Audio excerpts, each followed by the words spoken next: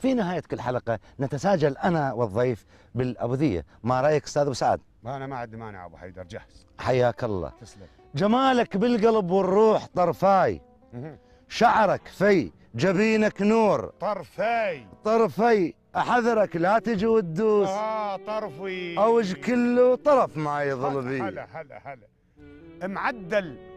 معدل يا رهي الطول، لكن معدل يا رهي الطول، لكن لكنا بحالات الريج، لكن يا ريت الكان منك كون، لا كان ويا ريتك تختتم يا زين بيه. الله الله، هاك اخذ الجروح وياك هارف، ها دق القلب بجفاك هارف مثل خزلة غنم والشوف، هارف شتن مشن كل وحدة بنوي. يا عيني اتعقد حبلي وعلي تشح بالحال، اتعقد حبلي وعلي تشح بالحال، يا حال اللي ما صفيت وياي. بالحال تدري لو غبت شي يصير؟ بالحال احس لا حول لي ولا حال بيه. الله تنخى تريد اجيك اليوم بالحال يا عيني، وانت تعرف حبيب الروح بالحل اشمحلها وياك ما تقتنع بالحل ادليك الدرب وترد علي. يا عيني،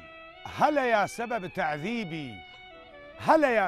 تعذيبي ولا عاي او ثمل من ساعة شفتك، ولا عاي شدهتني لا انت الساكن، ولا عاي ولا وياي لا مبعد علي. الله ابو سعاد، الك من رسالة شوق نصا يل منك جبال الشام. يا عيني، نصا مو حق دليل جسم، نص الكم والاخر للاذي.